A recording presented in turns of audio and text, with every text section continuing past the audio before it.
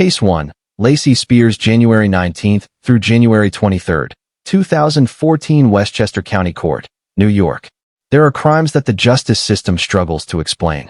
Crimes that do not fit the patterns investigators are trained to recognize. Crimes that hide behind love, behind devotion, behind the image of a mother who, by every outward measure, seemed to care more than most. The case of Lacey Spears is one of those crimes. It unfolded not in darkness or secrecy, but in plain sight, documented in photographs, shared in blog posts, broadcast across social media platforms for thousands of followers to read and admire. And at the center of it all was a little boy named Garnett Paul Spears, who never had the chance to understand what was happening to him, or why the person he trusted most in the world was the very person who was causing him harm. Garnett Paul Spears was born on December 19, 2008, in Clearview, Oklahoma. From the very beginning of his short life, his mother, Lacey Spears, presented him to the world as a chronically ill child. He suffered from ear infections, feeding problems, and a rotating list of medical complaints that kept him in and out of hospitals and clinics from the time he was an infant. Doctors were frequently puzzled. Tests would come back inconclusive. Symptoms would appear, resolve partially, and then return without satisfactory explanation. The medical community had a name for what Lacey Spears was doing, though it would take years before anyone formally applied it to her situation. That name was Munchausen syndrome by proxy, now more commonly referred to in clinical settings as factitious disorder imposed on another.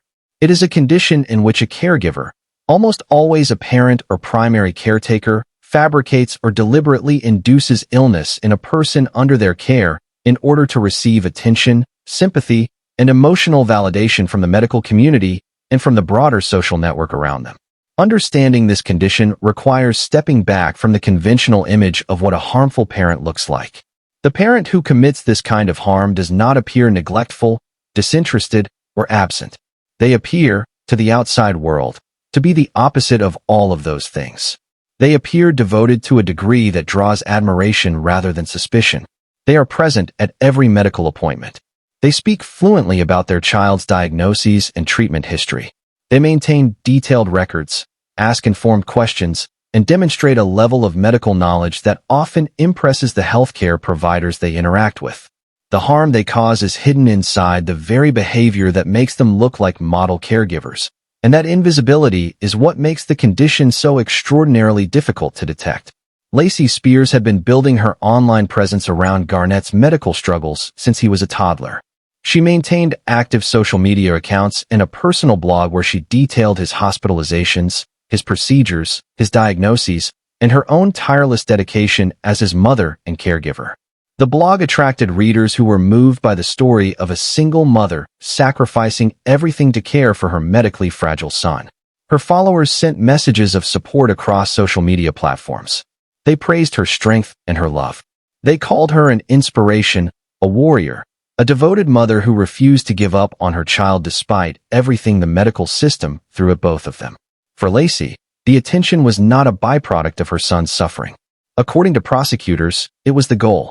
Garnett's suffering was the engine that drove her online identity, her sense of purpose, and her connection to a community of sympathizers who admired her without knowing the full truth of what they were admiring.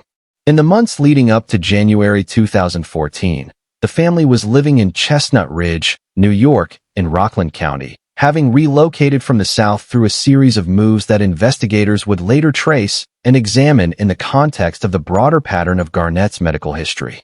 Lacey had moved frequently throughout Garnett's life, relocating from Oklahoma to Alabama to the Northeast, always with the boy in tow, always continuing his medical narrative wherever they landed, always finding new hospitals and new doctors and new communities of online followers to receive and validate the story she was constructing.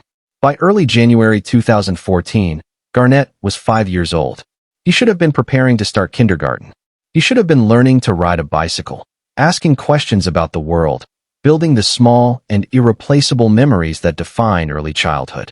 Instead, he was sick in ways that no physician could fully explain, in ways that defied standard treatment, in ways that kept getting worse rather than better despite the considerable medical resources being directed at his care. On January 19, 2014, Lacey Spears brought Garnett to Nyack Hospital in Rockland County, where he was admitted for dangerously elevated sodium levels in his blood. Hypernatremia, the medical condition caused by dangerously high sodium concentration in the bloodstream, is a serious and life-threatening emergency in children. It can cause brain swelling of a severity that leads to neurological damage, seizures, loss of consciousness, and death if not treated with precision, speed, and careful medical management. Sodium toxicity at the levels Garnett was experiencing was not a condition that developed without a cause. The human body does not spontaneously generate excessive sodium concentrations in the absence of an external factor, whether that factor is a severe underlying medical condition, environmental exposure, or deliberate introduction of sodium into the body. Doctors at Nyack Hospital worked to stabilize Garnett's condition and, given the severity of his presentation and the complexity of his documented medical history, arranged for him to be transferred to Westchester Medical Center in Valhalla, New York, a facility equipped for the higher level of specialized pediatric care his condition required. He was transferred on January 22, 2014. At Westchester Medical Center, Garnett was placed on a gastric feeding tube as part of his treatment protocol. The feeding tube was a direct line into his stomach, bypassing his mouth and throat, delivering nutrition and fluids in carefully measured amounts calibrated by the medical team responsible for his care. It was a clinical tool designed to support a fragile child's recovery. It was also, as investigators would later establish through extensive forensic and medical analysis, the instrument through which his mother would end his life. Medical staff at Westchester Medical Center noted something that defied their clinical expectations in the days following Garnett's admission. His sodium levels, which had been brought down through careful and expert medical treatment, kept rising again after every intervention. Each time the medical team worked to correct the imbalance, the numbers would climb back up toward dangerous territory. The pattern was medically inexplicable under the controlled conditions of a hospital treatment environment. Sodium does not rise in a hospitalized child receiving controlled treatment without an external cause introducing it into the child's system. There was no internal medical explanation that accounted for what the numbers were showing. Investigators and medical experts would later determine that the external cause was the child's own mother. Hospital security footage captured Lacey Spears entering Garnett's room and spending time alone with him at his bedside during periods when nursing staff were not directly present. During those periods of privacy, investigators concluded she was using a syringe to push a sodium solution directly into Garnett's stomach through his feeding tube. The substance she used was a saltwater mixture she had prepared herself and brought with her into the hospital room concealed within the belongings she carried with her during visits. She was, in the most clinical and precise terms possible, introducing a lethal concentration of sodium into her child's body through a medical device inside a hospital room, while trained medical professionals worked steps away to undo the damage she was actively causing. The interaction between what the medical team was doing and what Lacey was doing created a terrible cycle. The doctors would work to reduce Garnett's sodium levels through intravenous treatment and careful fluid management. And as those levels came down, Lacey would use the access she had as his mother, the access that no hospital could deny a parent without far more specific cause than existed at that moment, to push them back up again. The medical team was, without knowing it, in a race they could not win against the child's own mother. On January 23, 2014, Garnett Paul Spears lost consciousness. He was 5 years old. He never regained awareness. After consultations between the medical team and the family regarding the extent of the neurological damage Garnett had sustained, he was removed from life support on January 23, 2014. The cause of death was determined to be hypernatremic encephalopathy, dangerous and fatal swelling of the brain caused by extreme sodium toxicity. His small, 5-year-old body had endured more than it could withstand. The brain that should have been learning kindergarten lessons and collecting childhood memories had been destroyed by the substance his mother had administered through a tube that was supposed to help him heal. The investigation that followed was one of the most technically complex and emotionally demanding that the Westchester County law enforcement community had encountered in years. Investigators worked alongside medical professionals and forensic toxicology experts to reconstruct with precision what had happened inside that hospital room. They reviewed hours of security footage from the medical center's surveillance system. They analyzed the contents of the bag Lacey had with her during her visits to Garnett's bedside, finding materials consistent with the preparation of a sodium solution. They examined the full record of her text messages and social media activity from the days and hours surrounding his death, finding content that documented her online performance of grief and concern even as the investigation was pointing toward her responsibility for the events that caused it. They also spoke to a wide network of former friends, neighbors, acquaintances, and medical providers who had known Lacey and Garnett over the years of their travels, and the picture that emerged was one of disturbing consistency. Multiple people recalled patterns in Garnett's health that reflected the documented profile of factitious disorder imposed on another. The child seemed to improve in the care of others and to deteriorate in the presence of his mother.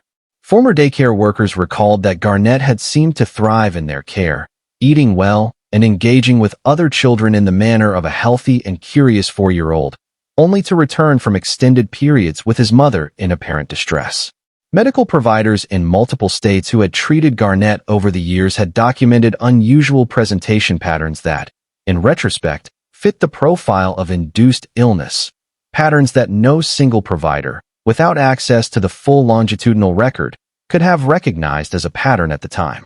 Lacey Spears was arrested in February 2014 and charged with second-degree murder and first-degree assault in connection with the death of Garnett Paul Spears.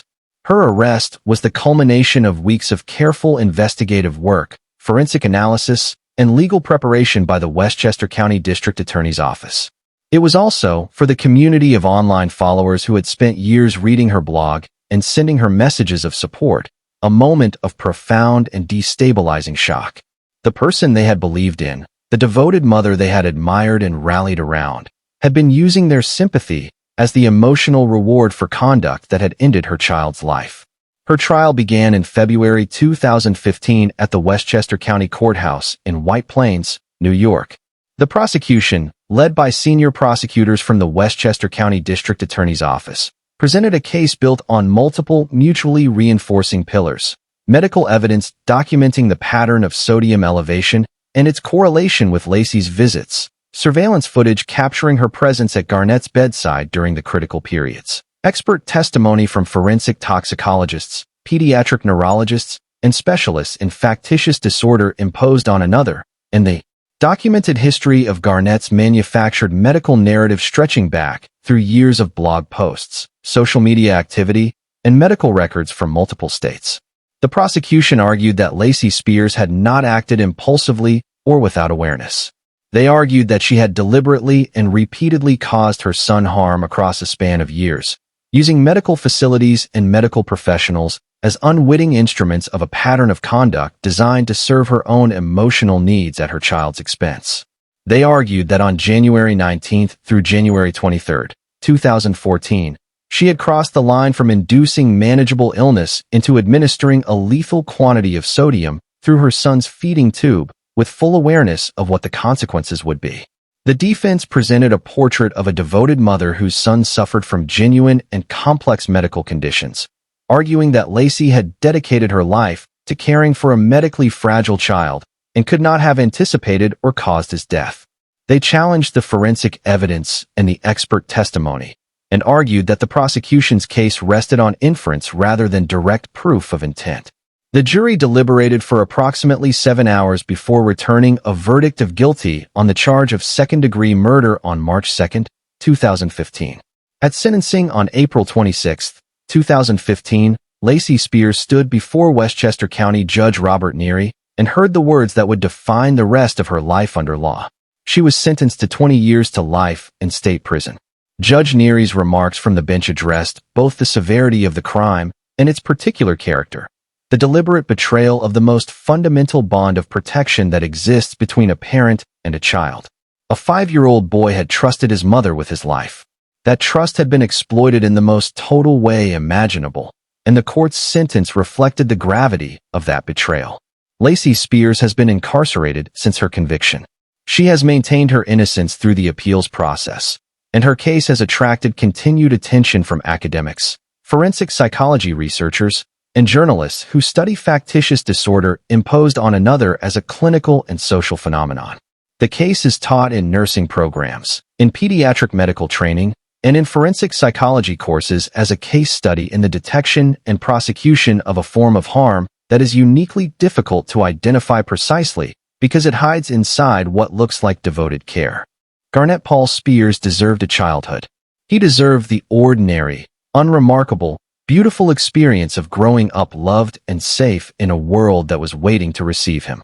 The justice system worked in his memory, and the conviction and sentencing of Lacey Spears stands as a permanent reminder that the courts will pursue accountability wherever the evidence leads, regardless of how carefully constructed a false narrative may be, and regardless of how convincingly a perpetrator performs the role of caregiver.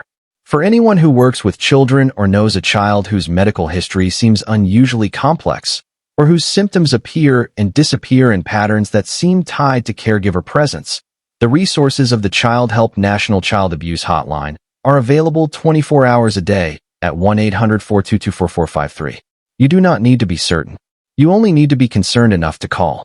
If this case moved you, if it reminded you why stories like this need to be told, and why the victims at their center deserve to be remembered by name, please take a moment to like this video and subscribe to Cold Case Hour. Your support keeps this work going and ensures that Garnet Paul Spears and every child whose story we tell here is never forgotten. Case 2, Leatrice Brewer, February 24, 2008, Nassau County Supreme Court, New York. There are cases in the true crime archive that resist simple categorization.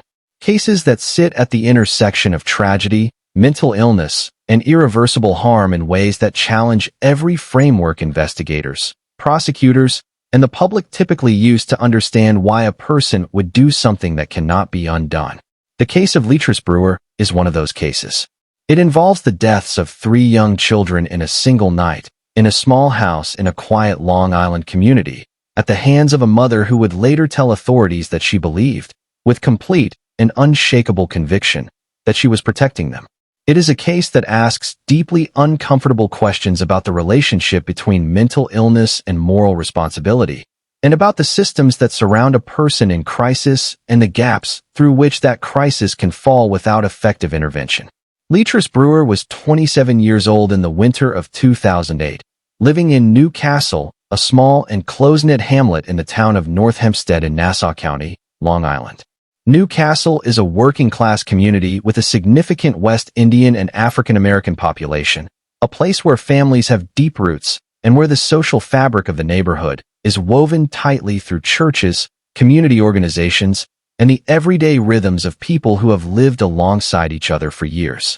It is the kind of place where people know each other's names and where a family in distress is, in theory at least, never entirely invisible to the community around them.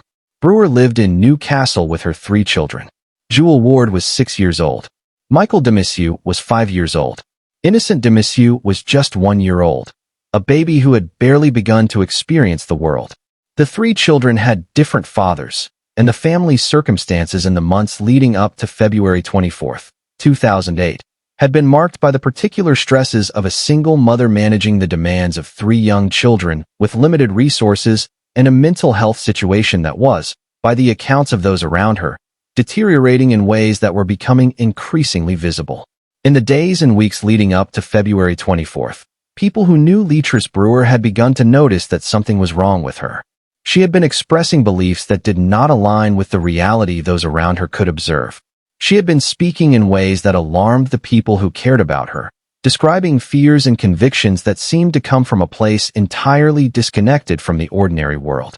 There had been at least one prior contact with mental health services in the period leading up to the tragedy, a contact that, in the aftermath of what happened, became the subject of significant scrutiny and discussion about whether the appropriate level of intervention had been provided, and whether a different response at that earlier stage might have changed the outcome of February 24th.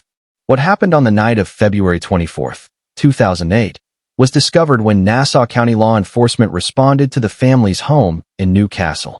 Officers found the 3 children, Jewel, Michael, and Innocent, inside the home. All 3 had lost their lives. Leatrice Brewer was present. When investigators began to piece together the sequence of events from that night, What emerged was a picture of a mother in the grip of a psychotic episode so severe and so total that her perception of reality had been fundamentally and catastrophically altered. Brewer had drowned her 3 children in a bathtub inside the family home. When she spoke to investigators about what she had done, she told them that she had been acting out of a maternal imperative, that she had believed, completely and without doubt, that her children were under a curse, a spiritual danger that was going to destroy them, and that what she had done was an act of protection, that she had been trying to save them from something worse. The statement was not a calculated legal strategy. Psychiatric professionals who evaluated Brewer in the months following her arrest were consistent in their assessment. She had been suffering from a severe and acute psychotic disorder at the time of the children's deaths. The delusions she described, the fixed, false, unshakable beliefs about the curse threatening her children, were not metaphorical, not performative, and not constructed after the fact. They were the product of a mental state so severely detached from reality that the most basic orientation to the actual consequences of her actions had been destroyed. The legal proceedings that followed the death of Jewel, Michael, and Innocent were extensive and took place over the course of more than a year. Brewer was charged with 3 counts of second-degree murder. The prosecution assembled the evidence of what had happened in the family's home in Newcastle and brought it before the court. The defense retained forensic psychiatric experts who had evaluated Brewer repeatedly and thoroughly, and whose findings pointed consistently toward the same conclusion: that Leatrice Brewer, at the time of the deaths of her children, had lacked the substantial capacity required by New York law to understand the nature of her actions or to understand that those actions were wrong. The legal standard for a verdict of not responsible by reason of mental disease or defect in New York State is a precise and demanding one. It requires the court to find that, as a direct result of a diagnosed mental illness, the defendant did not have the substantial capacity to know or appreciate either the nature and consequences of their conduct, or that their conduct was wrong. The psychiatric evidence in Brewer's case satisfied that standard in the assessment of the mental health professionals who examined her. In 2009, the court returned a verdict of not responsible by reason of mental disease or defect on all 3 counts of second-degree murder. The verdict was deeply painful for the families of Jewel, Michael, and Innocent, and for the community of Newcastle that had known and loved these 3 children. The legal outcome did not change what had happened in that house on the night of February 24th. It did not restore what had been taken from 3 children who had barely begun their lives. What it reflected was the justice system's engagement with a case that existed at the most difficult intersection of law and psychiatry, a case in which a mother had done something that caused the deaths of her own children, but had done it in a state of mind so profoundly altered by illness that the legal framework for criminal culpability could not fully apply. Following the verdict, Leatrice Brewer was committed to a secure psychiatric facility in New York State for long-term treatment. Secure psychiatric commitment under New York law is not a light consequence. It involves indefinite hospitalization in a facility with the security protocols of a correctional institution, with ongoing psychiatric treatment, and with regular review hearings to assess whether the conditions for commitment continue to be met. It is a form of accountability that is different in character from criminal incarceration, but it is not the absence of consequence. The questions that the case of Leatrice Brewer raises about mental health systems are not comfortable ones. They are questions about funding and capacity, about whether community mental health services in Nassau County and across New York State are adequately resourced to identify and respond to individuals who are deteriorating toward crisis. They are questions about the protocols that govern what happens when a person in mental health distress comes into contact with a service provider, whether the appropriate level of care is mobilized, whether follow-up occurs, whether the people around that individual are given the information and support they need to understand what is happening and to act on it. And they are questions about the children in the households of parents in mental health crisis. Children who have no voice of their own in the decisions made about their parents' care, who depend entirely on a system of adults and institutions to recognize their vulnerability and respond to it with adequate urgency. Jewel Ward was 6 years old. She had just begun to navigate the world of elementary school, of friendships and books, and the expanding universe of a child who is starting to understand her own place in things. Michael Demisio was 5 years old. He was at the threshold of formal education, ready to begin the years of learning and growth that school would bring. Innocent Demiseux was 1 year old. He had barely had time to learn anyone's name. All three of them deserved the chance to grow up. All three of them were entitled to the protection of the adults around them and the systems their community had built to safeguard its most vulnerable members.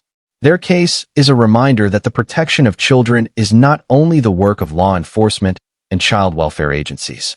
It is also the work of the mental health system, of the clinicians, the crisis response teams, the outpatient providers, and the community mental health centers that interact with parents who are struggling and who bear a responsibility to consider not only the individual in front of them, but the children who depend on that individual's capacity to keep them safe. If you or someone you know is experiencing a mental health crisis that involves concern for the safety of children in the household, please reach out immediately to the National Alliance on Mental Illness Helpline at 1-800-950-6264. The Suicide and Crisis Lifeline is available by calling or texting 988.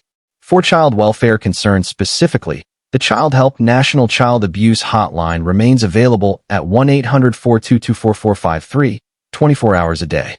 These resources exist because intervention is possible, because crises can be interrupted, because Jewel, Michael, and Innocent deserved a different outcome, and so do the children whose situations are still unresolved tonight. Please like this video and subscribe to Cold Case Hour. Jewel, Michael, and Innocent deserve to be remembered by name and by the community that still carries them. Case 3, Stephanie Castillo, November 2020. Discovery date Bronx County Supreme Court, New York. Some investigations begin with a discovery that raises more questions than it answers. Some cases enter the archive in a state of incompleteness, a crime with victims who are found, evidence that is collected and analyzed, and yet no immediate suspect, no clear path forward, no name to attach to the investigation that will allow it to reach the resolution it demands. These are the cases that test the patience and the commitment of law enforcement, the cases where the work continues in the absence of the breakthroughs that normally drive an investigation forward, sustained by nothing more than the conviction that every victim deserves accountability regardless of how long it takes and how difficult the path to it may be. The case of the two newborn infant boys found in the Bronx in November of 2020 is exactly that kind of case. It began as a discovery, two newborns, found in circumstances that indicated they had not received the care they were owed, in a residential area of the Bronx borough of New York City. It became a cold case investigation that lasted nearly 5 years. And it ended, or at least reached a major milestone toward ending. In September of 2025, when the Bronx County District Attorney's Office announced the indictment of Stephanie Castillo for first-degree murder in connection with the deaths of the two boys, who had been given the names Zeke and Zane by the investigators and advocates who believed they deserved to be remembered as individuals. To understand the full weight of this case, it is important to understand the context in which the discovery was made and the investigative challenge it presented from the very first moments. In November of 2020, New York City was in the grip of the ongoing difficulties of the global health crisis that had reshaped life in the city since March of that year. The New York City Police Department, like every other city agency, was navigating an environment of institutional strain and resource challenge that complicated its operations at every level. Investigators who responded to the Bronx scene where Zeke and Zane were found were doing their jobs under conditions that were not ordinary. What they found when they arrived was a situation that demanded immediate and careful forensic attention. The two infants were newborns, hours or days old, in the assessment of the medical examiner who would examine them. They had sustained injuries that were inconsistent with natural causes and consistent with significant physical trauma. The manner in which they had been found indicated that they had been discarded, that someone had made the deliberate choice to place or throw these infants rather than to seek medical care for them, or to surrender them through the legal mechanisms that exist in New York State precisely for situations in which a parent cannot or will not care for a newborn. New York State's safe haven law, passed in 2000 in response to the tragic deaths of abandoned infants, allows a parent to surrender a newborn baby to any hospital, staff fire station, or staff police station within 30 days of birth, with no questions asked and no legal consequences. The law was designed to prevent exactly the kind of outcome that occurred in November of 2020, to give a parent in crisis a safe, anonymous, legal alternative to abandonment in circumstances that endanger a newborn's life. The existence of that law, and the fact that it was not used, is a detail that investigators noted and that prosecutors would later incorporate into their understanding of the case. In the immediate aftermath of the discovery, investigators canvassed the area thoroughly. They reviewed surveillance footage from cameras in the surrounding neighborhood. They sought witnesses who might have seen or heard something relevant. They collected every piece of forensic evidence the scene could provide. The forensic evidence included biological material that investigators submitted for DNA analysis, a process that would ultimately prove to be the foundation of the case against Stephanie Castillo, but not for nearly 5 years. For months, and then for years, the case remained without a named suspect. The infants, Zeke and Zane, remained in the case file as victims whose mother had not yet been identified. The New York City Police Department's cold case investigators continued to work the file in the background, running the DNA profile developed from the scene evidence against available databases, monitoring for new leads, and waiting for the moment when the forensic science and the investigative work would converge on a result. That convergence came in 2025. The specific mechanism by which investigators obtained a DNA sample for comparison was the collection of a beverage cup, a container that Stephanie Castillo had used and discarded in a public location.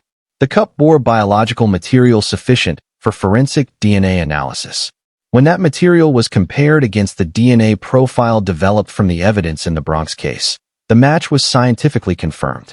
The profile of the mother of Zeke and Zane was the profile of Stephanie Castillo. The investigation that followed the DNA match was careful and thorough. Investigators developed the full evidentiary picture that would support the grand jury presentation. The Bronx County District Attorney's Office reviewed the evidence and presented the case to a grand jury in late 2025. In September of 2025, that grand jury returned an indictment charging Stephanie Castillo with first-degree murder in connection with the deaths of both infants. The indictment represented nearly 5 years of investigative patience, scientific advancement, and the unwillingness of the people working the case to accept that 2 newborns found in the Bronx in November of 2020 would remain forever without accountability. As of the time this documentary was produced, Stephanie Castillo's case is proceeding through the Bronx County court system. She is presumed innocent of all charges unless and until a verdict is reached at trial or a plea is entered. The judicial process that now speaks for Zeke and Zane is moving forward, and the resolution of that process will be documented in the public record of the Bronx County courts. The case raises questions that extend beyond the specific facts of this investigation. It raises questions about the accessibility of support systems for mothers in crisis, about whether the resources that exist to support women facing an unplanned or unwanted pregnancy, or facing circumstances they feel unable to manage, are genuinely accessible to the people who need them most. It raises questions about safe haven laws and how well they are communicated to the communities they are designed to serve. And it raises questions about the capacity of forensic science to reach backward through time in a way that earlier generations of investigators could not have imagined, closing cold cases through advances in DNA technology and database growth that transform the meaning of a 5-year-old investigation. Zeke and Zane deserve to live. They deserve the chance that the safe haven law exists specifically to provide, a chance to be placed in care, to be adopted, to grow up in a family that wanted them. The forensic work that identified their mother 5 years after their deaths honored the commitment that every infant who dies under circumstances that warrant investigation is entitled to accountability. The court will have its say. If you are aware of any situation involving an infant or very young child who may be in danger, the Child Help National Child Abuse Hotline is available around the clock at 1-800-422-4453. Reports are confidential. For information about New York State's safe haven law and the locations of safe haven sites in New York City, resources are available through the New York City Administration for Children's Services. Every call, every report, every act of concerned attention can make a difference. Please subscribe to Cold Case Hour and like this video so we can continue to follow cases like this one through every stage of the legal process. Zeke and Zane deserve a community that remembers them and follows their story to its conclusion. Case 4. Marybeth Tinning from 1972 through 1985 Schenectady County Court, New York. If the history of true crime investigation in the United States contains any case that forced an entire generation of forensic professionals, pediatric physicians, and child welfare advocates to fundamentally reconsider how they identified and investigated the deaths of infants and young children, it is the case of Marybeth Tinning of Schenectady, New York. This is not a case about a single terrible night or a single catastrophic decision made in a moment of crisis or despair. This is a case that unfolded across 14 years, across the full span of the 1970s and into the middle of the 1980s, in a mid-sized upstate New York City where the same woman lost child after child after child, where the community grieved alongside her each time, and where the people responsible for the health and safety of those children never once assembled all the pieces of information they individually possessed into the picture those pieces formed together. Marybeth Tinning was born in September of 1942 in Duanesburg, New York, a small community west of Schenectady. She grew up in the area and attended school locally, ultimately settling in Schenectady after marrying Joseph Tinning in 1965. The couple established themselves in the Schenectady community in the years that followed their marriage. Joseph worked a steady job. They attended church.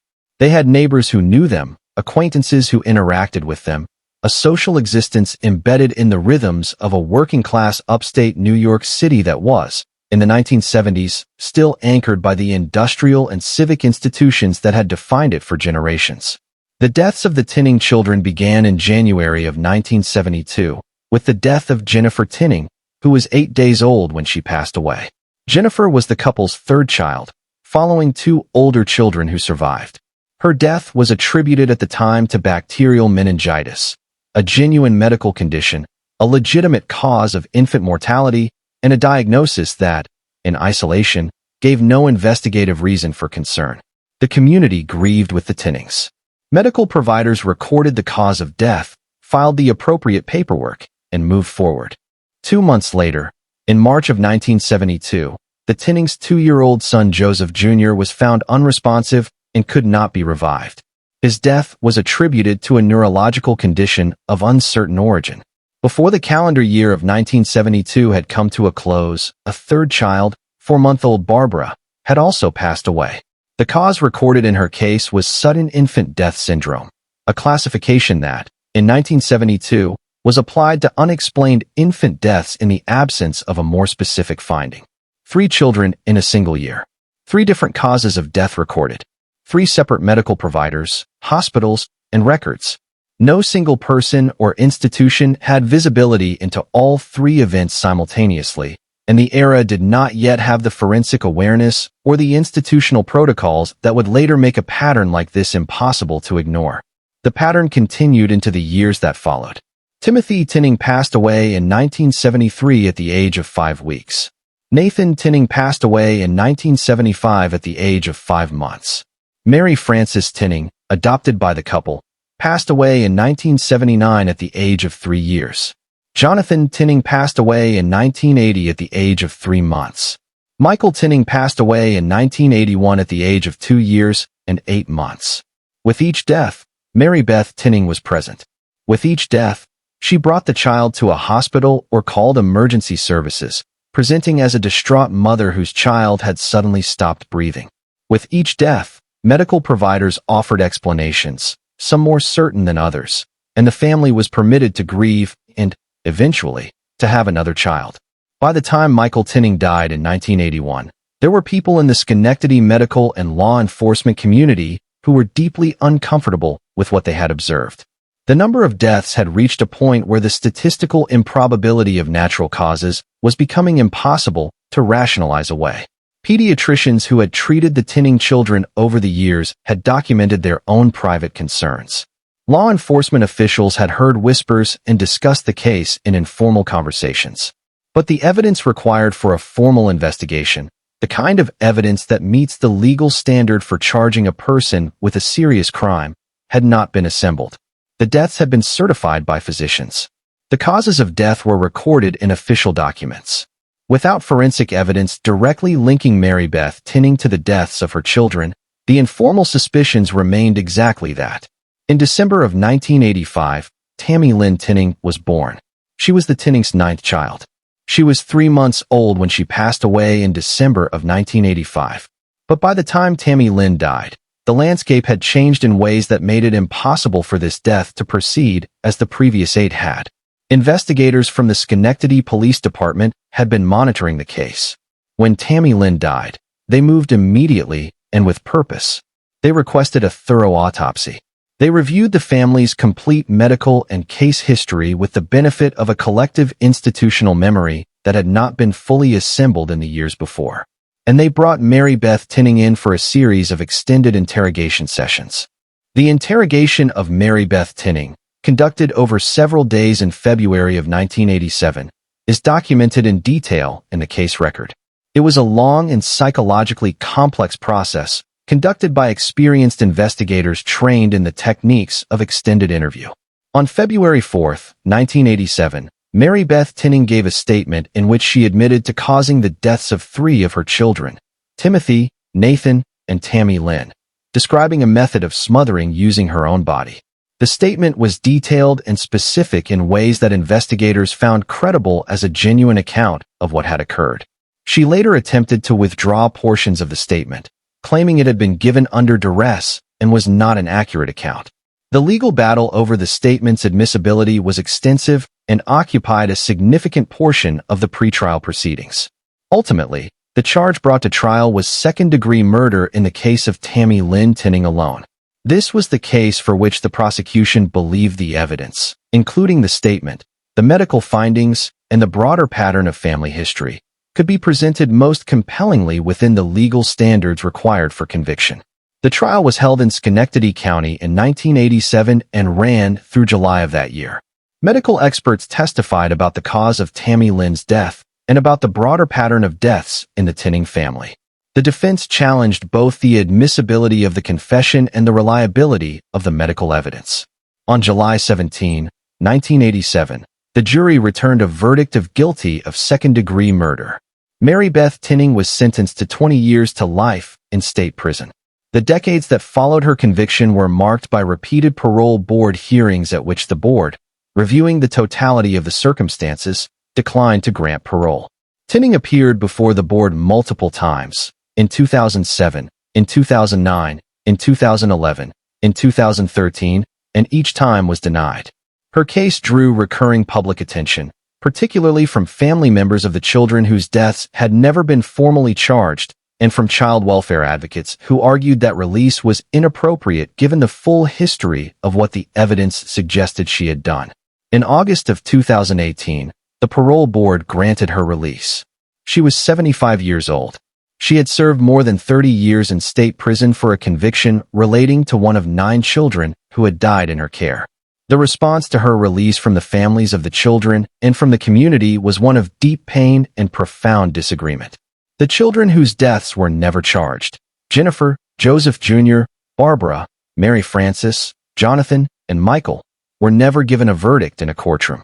Their stories are carried in the historical record, in the academic literature, and in the memory of the people who knew and loved them. The legacy of the Tinning case in the medical and forensic community is significant and lasting.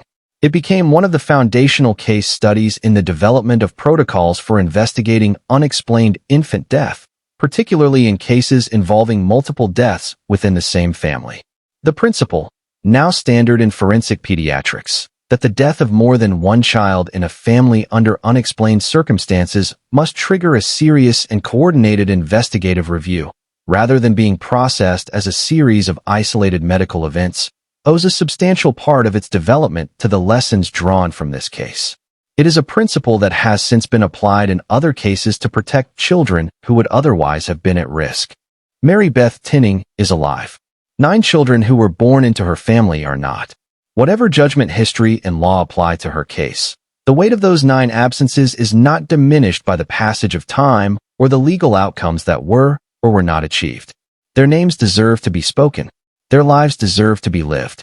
Please contact the Child Help National Child Abuse Hotline at 1-800-422-4453 if you have concerns about any child in your life.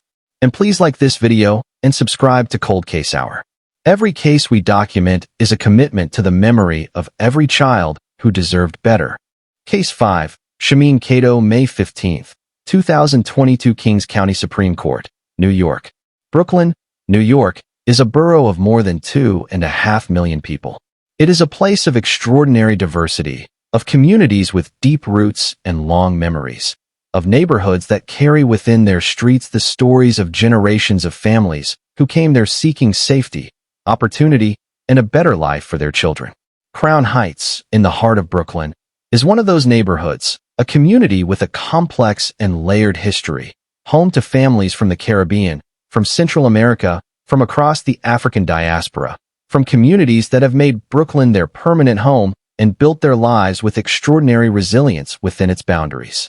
Crown Heights is a neighborhood that has known struggle and that has also known renewal. It is a neighborhood full of children playing in community spaces, attending schools, growing up within the weave of family and neighbor and block association that defines community life in a city as large and complicated as New York. It is in this neighborhood, on May 15, 2022, that a 9-year-old girl named Shalom Gaffaro lost her life. Shalom Gaffaro was 9 years old. She was in the 3rd grade, at the age when a child is beginning to develop her own clear sense of herself, her preferences, her friendships, her interests, the particular personality that is becoming distinct from the personalities of the adults around her. She had a name that, in Hebrew, means peace. It is a name given with intention and with hope, a name that parents choose because they want to bestow something meaningful on a child who is new to the world. Shalom, peace. It is among the most painful ironies of this case that a child named for peace spent the final hours of her life in the opposite of peace, in a Crown Heights apartment, at the hands of her mother. Her mother, Shemene Cato, was employed by the city of New York at the time of the events of May 15, 2022. She held a position with a city agency, which means she moved through the infrastructure of the largest municipal government in the United States, receiving a paycheck, interacting with colleagues, operating within the institutional life of a city that employs hundreds of thousands of people and that is, in theory, connected to systems of social support and community awareness that extend into every neighborhood in every borough. What happened on May 15th began in the afternoon and extended into the evening hours. The evidence developed by investigators from the New York City Police Department and presented through the Kings County District Attorney's Office established that Shemene Cato subjected her 9-year-old daughter Shalom to a prolonged assault lasting approximately 2 hours. The assault involved the use of household implements, an extension cord, and a broom handle, and caused injuries throughout the child's body. The duration of what occurred, 2 hours, is a detail that is important to sit with, because it speaks to the sustained and deliberate character of what Shalom endured. This was not a momentary loss of control. It was not a single act of impulsive harm. It was 2 hours during which a child experienced serious physical harm inside her own home, and during which the person causing that harm made repeated choices to continue. At some point during those 2 hours, Shalom attempted to escape. She sought shelter in the only space available to her, beneath a bed inside the apartment. A 9-year-old child, hiding under a bed from her mother, in her own home, in a city of millions of people where the nearest neighbor was perhaps 10 feet away on the other side of a wall. She hid there in the only privacy she could find. When Cato attempted to pull Shalom from beneath the bed, the physical interaction that followed caused additional injuries that compounded the harm already inflicted. Shalom was pulled from her hiding place, and she did not recover from what followed. When emergency services were called and first responders arrived at the Crown Heights apartment, the scene that greeted them told a clear and devastating story. Shalom was in critical condition.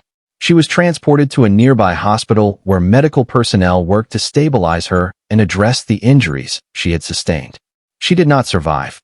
Shalom Gaffaro, 9 years old, whose name meant peace, passed away as a result of the harm inflicted upon her inside her own home on May 15, 2022. The investigation that followed was immediate and thorough. Crime scene investigators documented every detail of the physical environment within the apartment. The medical examiner's office conducted an examination that established the cause of death and provided the forensic foundation for the charges that would follow. Shemene Cato was taken into custody and charged in connection with the death of her daughter. The case was prosecuted in Kings County Supreme Court by the Brooklyn District Attorney's Office. What emerged as the case developed was a portrait of a child's life that had been marked by circumstances that child welfare professionals recognize as warning indicators. The community around Shalom, her school, her neighbors, the adults in Crown Heights who might have seen her or interacted with her, is not a community of indifference. Crown Heights is a community that cares about its children. But children who are being harmed within the walls of their homes are often invisible to the community around them in ways that the most caring neighborhood cannot overcome without specific intervention. The school system is one of the most powerful early warning systems that exist for children in danger. A teacher who notices that a child is unusually withdrawn, who observes unexplained injuries, who notices that a child flinches at unexpected moments or is reluctant to go home at the end of the school day. That teacher is often the first adult outside the home who has the opportunity to ask a question or make a call. New York City's school system employs thousands of teachers and support staff who are trained in mandatory reporting obligations. The question of what information existed within the school system about Shalom's situation is one that belongs to the broader accountability review that follows every case like hers. Shemene Cato was convicted of manslaughter in the first degree in connection with the death of Shalom Gaffaro following trial in Kings County Supreme Court. At sentencing in late 2023, she was sentenced to 15 years in state prison. The sentencing took place in the same courthouse where Brooklyn processes the full weight of the criminal justice history of a borough of 2.5 million people. The sentence of 15 years was the court's formal and permanent accounting for the loss of Shalom Gaffaro, a number that will be entered in the record that will define the legal consequence attached to what happened in that Crown Heights apartment on May 15, 2022. 15 years does not restore Shalom Gaffaro. It does not give back the years of her life that were taken. It does not give her the adolescence she would have had, the young adulthood, the person she would have become. It represents the justice system's recognition that what happened was not an accident, that it was not a moment of isolated poor judgment, that it was a prolonged and deliberate act that ended a child's life. And it stands as a permanent record in the public court documents of Kings County that Shalom Gaffaro existed, that her life had value, and that its taking was a serious crime that this city acknowledged and punished through its legal institutions. Shalom deserved the peace her name promised. She deserved to grow up in Crown Heights surrounded by the community love that Brooklyn carries within its complicated, beautiful, difficult, generous character. The court gave her what it could. The rest is the work of a community that must continue to build the systems and the willingness to speak up that protect the next child. If you are concerned about a child's safety in your neighborhood or community, please contact the New York State Child Abuse Hotline at 1-800-342-3720, available 24 hours a day. Your call is confidential. Your concern could save a life. Please like this video and subscribe to Cold Case Hour. Shalom Gaffaro deserved peace. Remembering her is a way of honoring the life she deserved to live. Case 6. Awilda Lopez, November 22, 1995, New York County Supreme Court, New York. There are cases that do not merely document a crime. There are cases that become turning points in the history of a city, moments after which an entire institution, an entire system, an entire society looks at itself and is forced to undertake the painful and necessary work of asking why it failed, what it must change, and how it will ensure that the failure does not happen again. The case of Lisa Izquierdo, a 6-year-old girl from Lower Manhattan, and the woman who was her mother, Awilda Lopez, is that kind of case. It belongs not only to the legal history of New York County, but to the broader social and political history of New York City's commitment to protecting its children. It is a case that changed the law, changed the practice of child welfare investigation, and planted a name, Elisa's name, permanently in the institutional consciousness of the state. Elisa Izquierdo was born in February of 1989 at Beekman Downtown Hospital in Lower Manhattan, the daughter of Gustavo Izquierdo and Awilda Lopez. Her early life was marked by the particular circumstances of a household in which her father was the more stable and attentive caregiver, a fact that Gustavo recognized and acted upon by maintaining primary care of Elisa as she grew from infancy into toddlerhood, and the early years of childhood. Awilda Lopez had a documented history that included substance dependency and prior involvement with the child welfare system, and Gustavo understood that Elisa's safety was most reliably ensured when she was in his care. In those early years, Elisa's gifts were apparent to everyone who knew her. She was a bright and engaging child, curious about everything, socially confident, and intellectually quick in ways that drew the attention of adults who worked with her.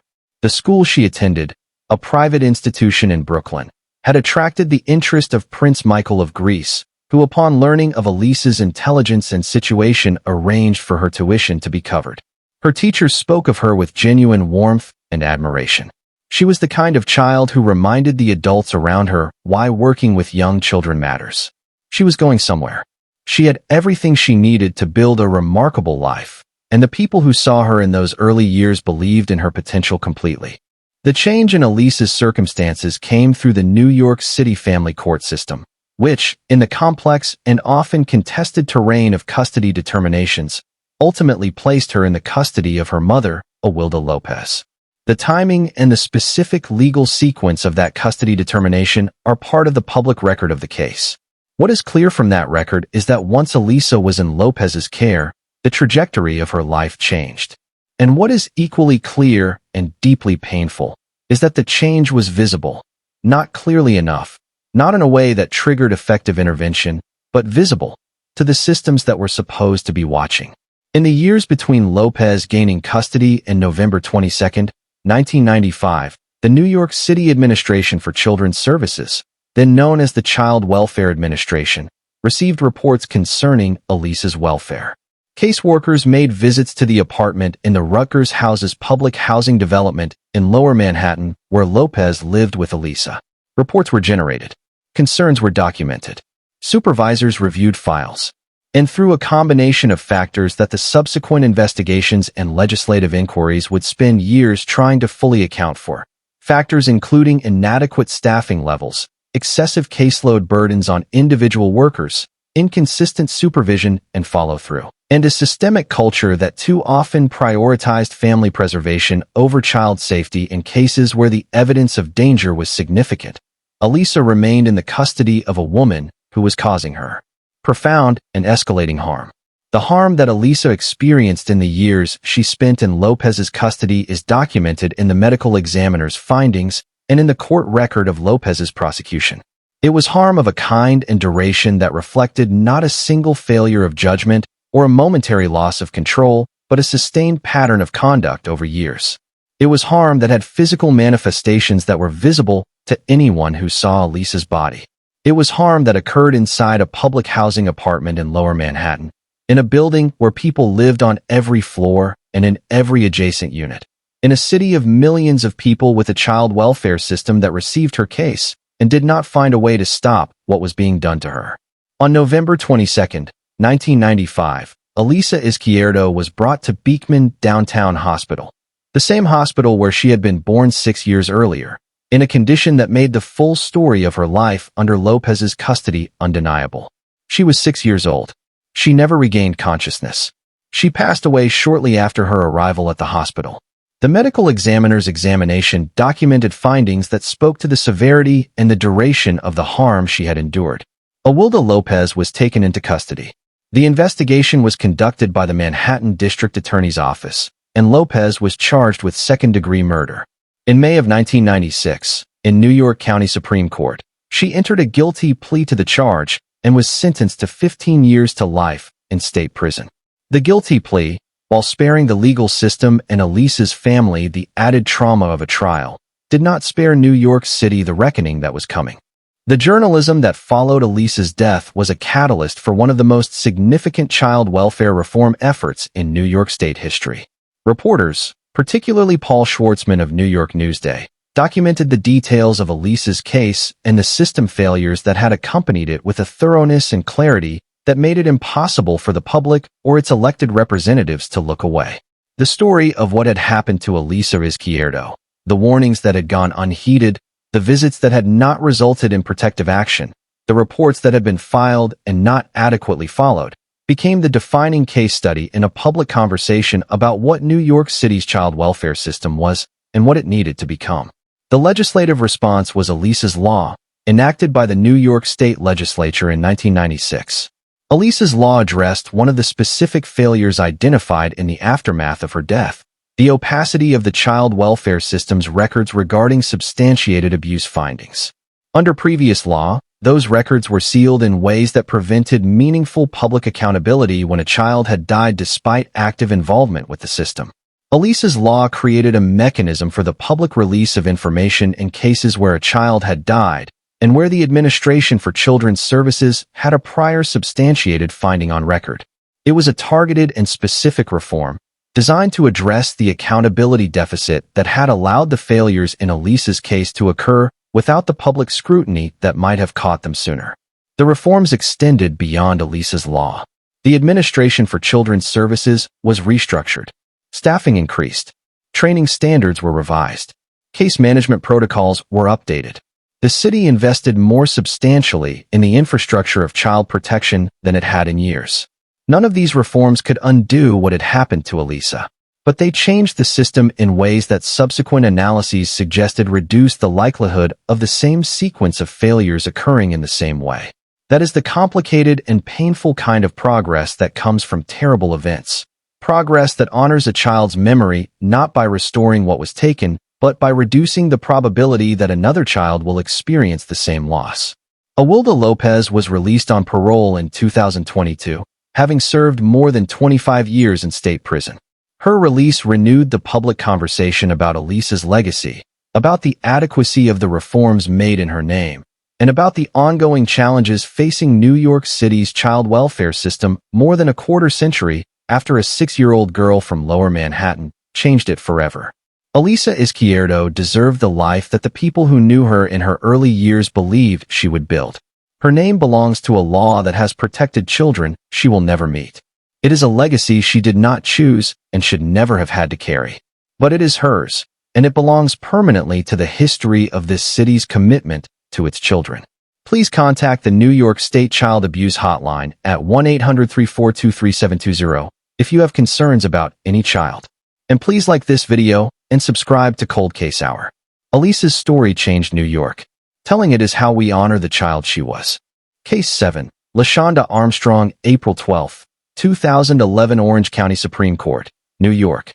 The Hudson River runs 315 miles through the state of New York, from its headwaters in the Adirondack Mountains to its mouth at New York Harbor, carrying with it the history and geography of a state that has been defined by its waterways since before European settlement. The Hudson is a working river and a cultural river, a river that has appeared in paintings and poems and the imaginations of generations of New Yorkers who have lived along its banks. It is not a river that most people associate with tragedy, but rivers keep records in their own way, and the Hudson River carries within its current the memory of the night of April 12, 2011, when a woman named Lashanda Armstrong drove a minivan off a boat ramp on the Newburgh waterfront and into the water, with 4 of her children inside. Newburgh, New York, sits on the western bank of the Hudson River in Orange County, approximately 60 miles north of Midtown Manhattan. It is a city of approximately 28,000 people, a place with a deep and proud historical record. George Washington maintained his headquarters in Newburgh during a critical period of the Revolutionary War, and a more recent history marked by the economic and social challenges that have reshaped many small American cities over the past half-century. Newburgh has known significant poverty, significant crime, and also significant community effort and resilience. It is a city that works hard to take care of its own. Lashanda Armstrong was 25 years old in April of 2011. She had 4 children: LaShawn, who was 10 years old, Landon, who was 5, Lance, who was 2, and Lynija, who was just 11 months old. She lived in Newburgh and had been in a relationship with Pierre Lapointe, the father of her 3 youngest children. The relationship between Armstrong and Lapointe had been difficult in the period leading up to April of 2011, and the events of that evening began against the backdrop of a serious and escalating dispute between them. Accounts from people who knew Armstrong and had been in contact with her in the hours before the tragedy describe a woman in a state of acute emotional distress. The argument with Lapointe was significant. Its specific content and the sequence of events in the hours immediately following it are documented in the investigative record assembled by the Newburgh Police Department and Orange County investigators in the aftermath of what happened. What is established in that record is a sequence that moved from conflict to departure to the terrible choice that was made at the waterfront. Armstrong gathered her 4 children and placed them in her minivan. The route she drove took her toward the Hudson River. At the boat ramp near the Newburgh waterfront, a concrete ramp that descends directly into the water, she drove past the point where land ends and river begins. The minivan entered the Hudson. The cold water of an April river began to fill the vehicle. Lashanda Armstrong was 10 years old. In the darkness of a sinking minivan, in cold river water that was rising around him and around his brothers and baby sister, he did something that speaks to a level of presence of mind and physical determination that is extraordinary under any circumstances and almost incomprehensible in a 10-year-old child. He found a window. He opened it, or broke it through, or found the mechanism to lower it. He pushed himself out of the sinking vehicle and into the cold water of the Hudson River. And he swam to shore. Lashanda Armstrong survived. His mother did not. Landon, 5 years old, did not. Lance, 2 years old, did not. Lynija, 11 months old, did not. The minivan was recovered from the Hudson River by dive teams working in the days following the incident. The bodies of Lashanda Armstrong and her 3 younger children were recovered. The investigation conducted by the Newburgh Police Department and Orange County authorities was thorough and careful. Because Lashanda Armstrong had not survived, there was no criminal trial in the conventional sense, no defendant to stand in a courtroom, no verdict to be delivered by a jury, no sentence to be imposed. What remained was the investigation, the public record, and the devastating and permanent reality of 3 children who would not grow up. The case of Lashanda Armstrong, like the case of Leatrice Brewer discussed earlier in this documentary, belongs to the difficult category of tragedies that involve a parent in a state of profound crisis, making choices that cannot be undone. The circumstances that surrounded Armstrong on the evening of April 12th, the relationship conflict, the emotional state she was in, the history of the relationship with LaPointe and the pressures it had placed on her, do not exist in isolation.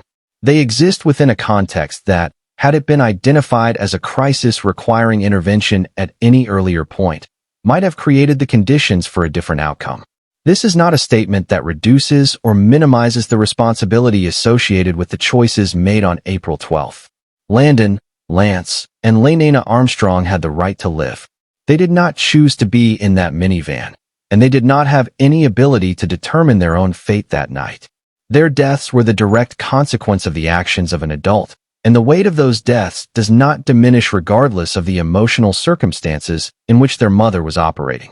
What the case asks of a community and a society is a different kind of question. It asks, what does it mean to build systems that can reach a person before they reach a riverbank? What does domestic violence intervention look like when it is working well? What does mental health crisis response look like when it is adequately funded and accessible? What does it mean to give a parent in distress somewhere to turn that is responsive, non-punitive, and capable of addressing the underlying crisis before it becomes irreversible? Lashanda Armstrong is an adult now. He was 10 years old when he swam to shore in the Hudson River. He grew up carrying the weight of that night, the loss of his mother and his siblings, the particular trauma of having been present and having survived when others did not. He has spoken publicly through advocates and family members about his experience and his life in the years that followed. He is a person who deserved a childhood that was not defined by a river and a night in April. The National Domestic Violence Hotline is available at 1-800-799-7233, 24 hours a day, 7 days a week. The crisis text line is available by texting HOME to 741741. These resources exist because intervention is possible, because the people who need them deserve to find them before the crisis becomes something that cannot be undone. Please like this video and subscribe to Cold Case Hour. Landon, Lance, and Lynija Armstrong deserve their lives. Lashanda deserved the childhood that was taken from him on a spring night on the Hudson. Their stories deserve to be held and remembered. Case 8. Nytavia Ragsdale, October 13, 2024, New York County Supreme Court, New York. Harlem is one of the most historically significant neighborhoods in the United States.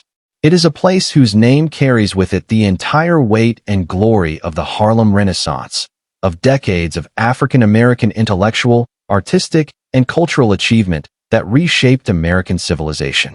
It is a neighborhood of churches and community organizations, of brownstones and apartment towers, of a population that has fought through generations of disinvestment and displacement to maintain a community identity of extraordinary richness and depth.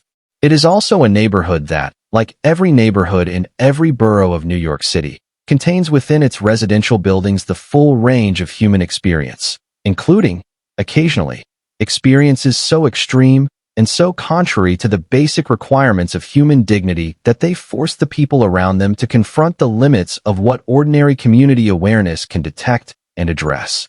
On October 13, 2024, a 4-year-old boy named Jamik Maudlin lost his life in a Harlem apartment in the borough of Manhattan. He was 4 years old. He weighed 19 pounds. A healthy 4-year-old child typically weighs between 30 and 45 pounds, depending on height and build. 19 pounds is the weight of a child who has been systematically denied the food that a growing human body requires to survive.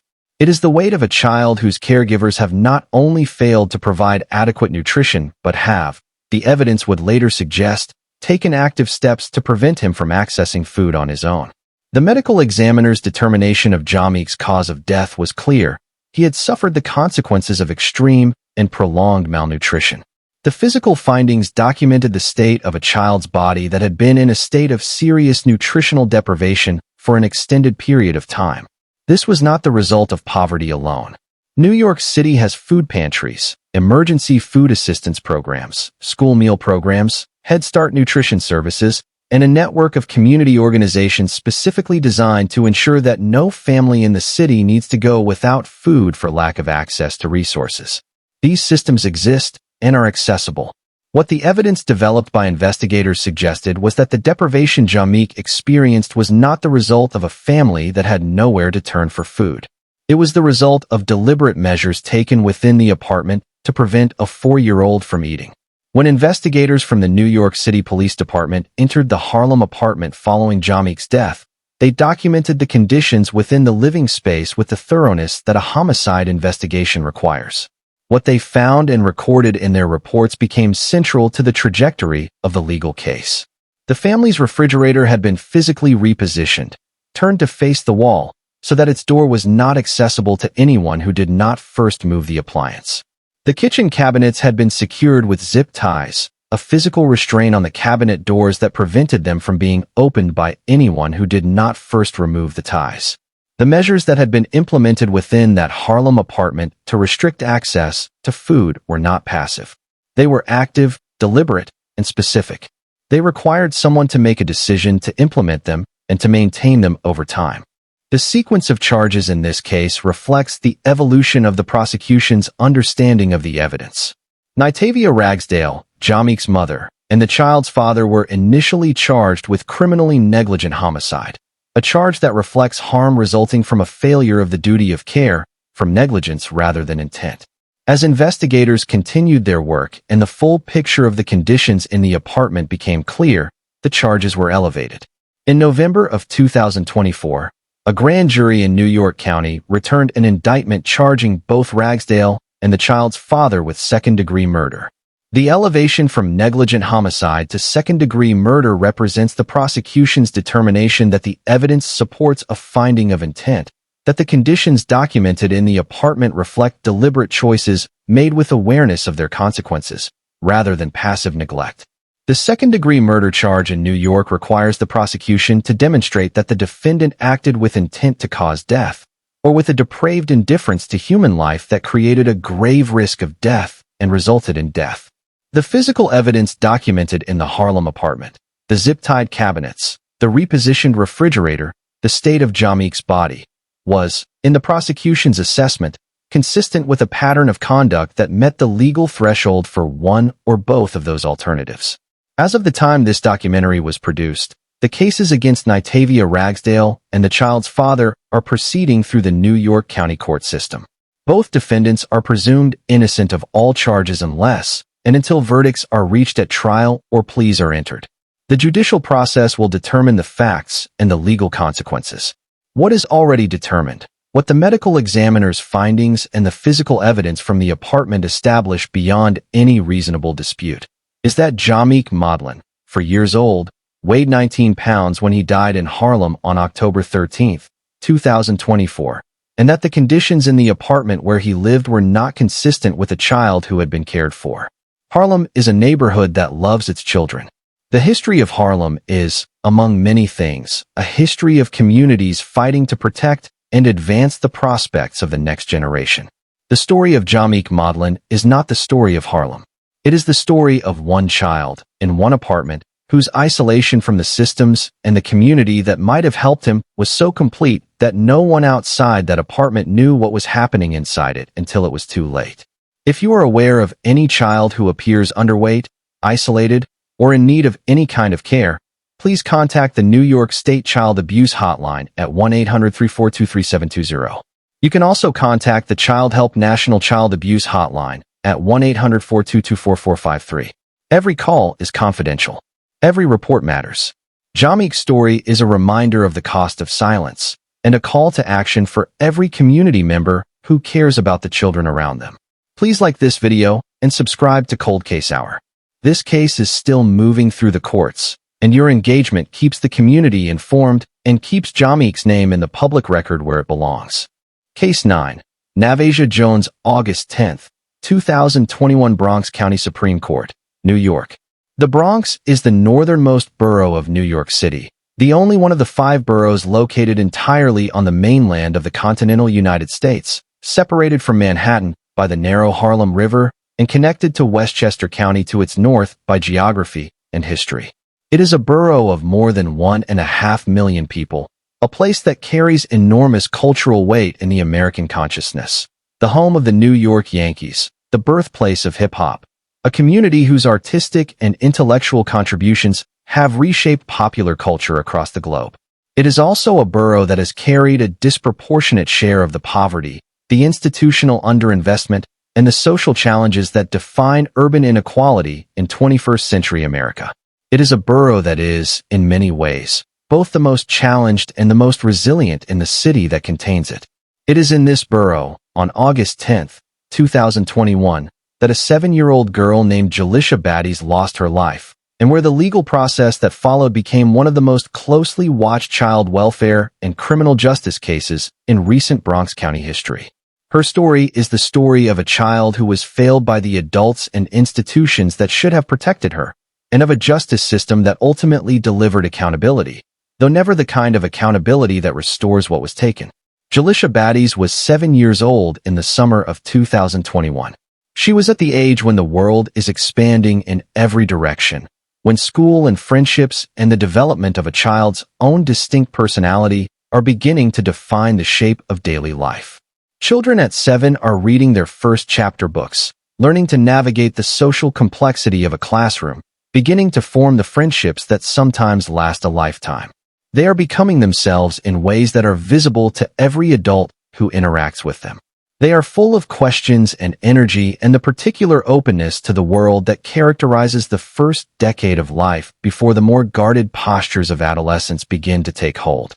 Jalisha Baddies was 7, and she was all of that, and she deserved every year that was waiting for her. Her mother was Navasia Jones.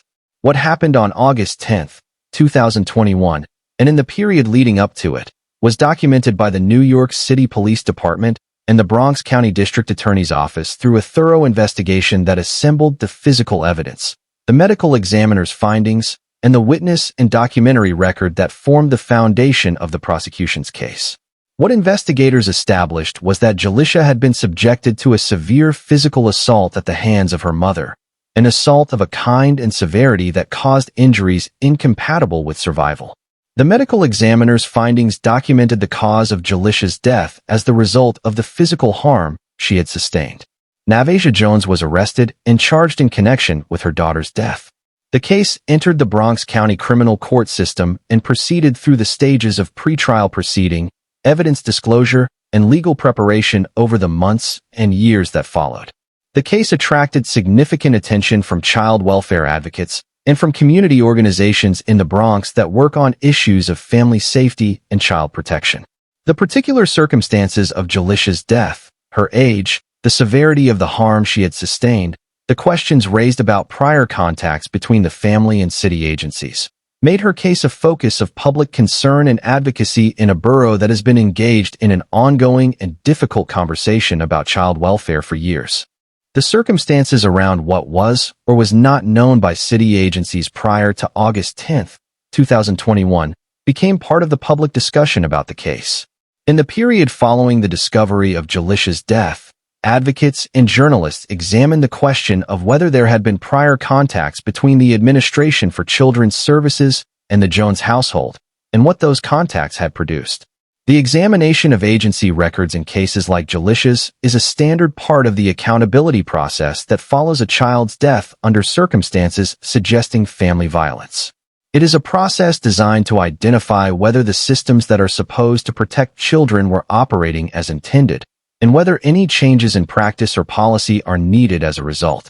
The resolution of the criminal case against Navasia Jones came through a guilty plea to the charge of first-degree manslaughter. The plea was entered before the case reached trial, representing Jones's formal acknowledgement before the court of her legal responsibility for the acts that caused the loss of Jalisha's life. For the family members and advocates who had followed the case, the guilty plea carried the weight of a legal acknowledgement of culpability alongside the complexity of feelings that comes with a resolution that does not include the full public presentation of evidence that a trial would have provided. Sentencing took place in June of 2025 at the Bronx County Supreme Court, and the proceeding itself became notable for reasons beyond the sentence that was imposed. During the sentencing hearing, Navasia Jones reportedly experienced several violent outbursts within the courtroom, behavioral episodes that drew the attention of the presiding judge, and that became a formal consideration in the sentencing determination. Under the terms of the guilty plea agreement, a specific sentencing range had been contemplated. The judge, taking into account both the nature of the crime and Jones's conduct in the courtroom during the sentencing itself, determined that an upward adjustment was warranted. 2 additional years were added to the sentence contemplated by the plea agreement, resulting in a total sentence of 17 years in state prison. The 17-year sentence represents the formal legal consequence for the life of Jalisha Baddies. It is a significant term of imprisonment. It is also a number that sits in an uncomfortable relationship with the 7 years that Jalisha Baddies actually lived, with the second-grade classroom she should have walked into in September of 2021, with the chapter books she should have been reading, with the friendships she should have been building. 17 years in state prison is what the law could provide. The irreplaceable 7 years of Jalisha Baddies' life are not something any sentence can restore or compensate. The case of Jalisha Baddies is part of the ongoing and urgent conversation that the Bronx, and all of New York City, must continue to have about the systems designed to protect children within families. It is a conversation about adequate resources for child protective services investigations. It is a conversation about the capacity of the Administration for Children's Services to respond to reports with appropriate depth and urgency. It is a conversation about the support systems available to families in crisis, about the availability of parenting resources and mental health services in communities like the Bronx that carry disproportionate shares of social need. And it is a conversation that must include, always, the voice and the perspective of the children who depend on those systems functioning correctly. Children who have no independent ability to advocate for their own safety and who deserve, at minimum, the full and genuine commitment of every adult and institution charged with their protection. Jalisha Baddies deserve to grow up in the Bronx, a borough that, despite everything, is home to some of the most devoted and resourceful communities in the country. Her story is the story of a failure, and it is also a call to do better. Please contact the Child Help National Child Abuse Hotline at 1-800-422-4453 or the New York State Child Abuse Hotline at 1-800-342-3720. Every report matters, and every child whose situation you report deserves the chance that Jalisha Baddies was denied. Please like this video and subscribe to Cold Case Hour. Jalisha Baddies deserve to grow up. Her story deserves to be remembered. Thank you for being part of the community that makes sure it is. Case 10. Lynija Eason Kumar, May 26, 2023 Bronx County Supreme Court, New York. We end this documentary where so much of New York's most painful and pressing child welfare history has unfolded. In the Bronx, in the borough of resilience and struggle and community, in the place where some of the city's most devastating failures to protect its youngest residents have been recorded by investigators, prosecutors, and the courts. The case of Jalea Eason is a case that is not yet fully resolved in the legal sense. It is a case that exists in the present tense, moving through the Bronx County court system toward a trial whose outcome has not yet been determined. But it is a case that belongs in this documentary because the allegations, which are contained in a grand jury indictment returned in April of 2024, describe a level of harm to a 6-year-old child so extreme and so deliberate that it demands the full attention of anyone who believes that children deserve to be protected. Jalea Eason was 6 years old.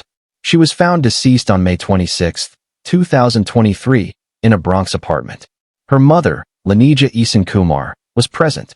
When first responders and investigators arrived at the scene, what they found prompted an immediate and intensive investigation. The medical examiner who examined Jalea's body documented findings that told a story of a child who had been experiencing profound deprivation and physical harm over an extended period of time. The findings included evidence consistent with significant malnutrition. Jalea had not been adequately fed. They also included physical findings consistent with restraint, evidence that her wrists and ankles had been bound in a manner that caused marks and injuries to her small body. The allegations contained in the indictment that was returned by a Bronx County grand jury in April of 2024 go further. Prosecutors allege that Jalea Eason was subjected to a form of confinement that, if proven at trial, would represent one of the most extreme acts of deliberate harm against a child documented in the Bronx court record in recent years. Specifically, prosecutors allege that Lynija Eason Kumar tied Jalea's wrists and ankles and placed her in a closet in a position that subjected her to conditions entirely incompatible with the basic requirements of child welfare and safety. Jalea Eason, 6 years old, was found on May 26, 2023. She was in first grade or just about to begin it.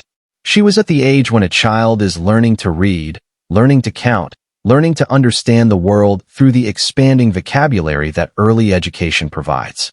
The investigation conducted by the New York City Police Department in the aftermath of Jalea's death was thorough and detailed. Investigators documented the conditions within the apartment. Physical evidence was collected, preserved, and submitted for forensic analysis. Witness statements were taken. The findings of the medical examiner were incorporated into the evidentiary record. The Bronx County District Attorney's Office reviewed the totality of the evidence and presented its findings to a grand jury, which returned an indictment in April of 2024 charging Lynija Eason Kumar with second-degree murder and first-degree manslaughter. It is essential, in discussing this case, to note clearly and explicitly what the law requires at this stage of the proceedings. Lynija Eason Kumar is presumed innocent of all charges unless and until she is convicted at trial or enters a guilty plea. The indictment represents the formal charges brought by the prosecution. It is not a verdict. The trial process exists precisely to allow the facts to be tested against the evidence in a court of law, before a jury of peers, with the full protections of the legal system extended to the defendant. That process has not yet been completed. What is completed, as of the time this documentary was produced, is the indictment stage, the formal charging of a defendant with serious crimes in connection with the death of a 6-year-old child. What the case of Jalea Eason represents, regardless of the outcome of the trial proceedings, is the most recent chapter in a long and painful story that New York City has been telling about itself for decades. It is a story about the space between the public world and the private interior of a family home, a space that child welfare systems, neighbors, teachers, and community members can sometimes see into and sometimes cannot. Jalea Eason lived in the Bronx. She lived in a city with more resources, more social services infrastructure, more community organizations dedicated to child welfare than almost any other place on earth. She was 6 years old, and the allegations in the indictment describe a child who experienced harm that the most basic child protection systems should have been able to detect and interrupt. The question of how a child can be so severely harmed without detection is never a simple one. Children in Jalea's situation are often isolated from the institutions, schools, pediatric health providers, community programs that might otherwise identify warning signs. The absence of a child from school is a reportable event in New York State. A child who does not appear for regular pediatric appointments raises questions that medical providers are trained to address. A child who is never seen by neighbors or never plays outside generates the kind of quiet concern that, if articulated and reported, can trigger an inquiry. These systems depend on participation, on teachers who follow up on absences, on pediatricians who ask about missed appointments, on neighbors who trust that a phone call is not an overreach but an act of care. The trial of Lynija Eason Kumar, when it proceeds, will be watched closely by child welfare advocates, by the legal community, and by the people of the Bronx who lost Jalea Eason on May 26, 2023. The court will hear the evidence. A jury will determine the facts. And whatever verdict is returned, the name Jalea Eason will remain in the record, a 6-year-old girl in the Bronx, at the beginning of her life, who deserved every protection that the city around her was capable of providing. She deserved to learn to read. She deserved to go to school. She deserved to grow up in the borough that, despite everything, is home to some of the most devoted and resourceful communities in the country. The case is not over. But Jalea's story is already complete, and it ends too soon and with too much pain for anyone who believes that every child in this city deserves a chance. If you see a child in your community who seems isolated, who is absent from school, who appears unwell or unhappy in ways that concern you, please do not wait. Contact the New York State Child Abuse Hotline at 1-800-342-3720 or the Child Help National Child Abuse Hotline at 1-800-422-4453. You do not need to be certain. You only need to care enough to call. This has been Cold Case Hour. We have spent this documentary in difficult territory. 10 cases, 10 children, 10 stories of lives that were cut short or forever altered by the failures of the adults who were supposed to protect them. Each case is different. Each child is irreplaceable. And each story, as painful as it is to tell and to hear, serves a purpose. It keeps the names of the victims alive. It holds the justice system accountable to the public whose trust it depends on, and it contributes to the larger and ongoing work of building communities where children are safer. The work of that protection is never finished. It requires funding and staffing and policy. But it also requires the willingness of ordinary people, neighbors, teachers, coaches, relatives, community members, to act on the quiet concern that something might not be right, to make the call, to trust that the protection of a child is worth the momentary awkwardness of speaking up. Jalea Eason, Jalisha Baddies, Jamik Maudlin, Shalom Gafaro, Elisa Izquierdo, Landon, Lance, and Lynija Armstrong, Zeke and Zane Castillo, Jewel Ward, Michael Demisieux, and Innocent Demisieux, the 9 children of Marybeth Tinning, Garnett Paul Spears. Remember their names. Please like this video, leave a comment, and subscribe to Cold Case Hour so we can continue this work together.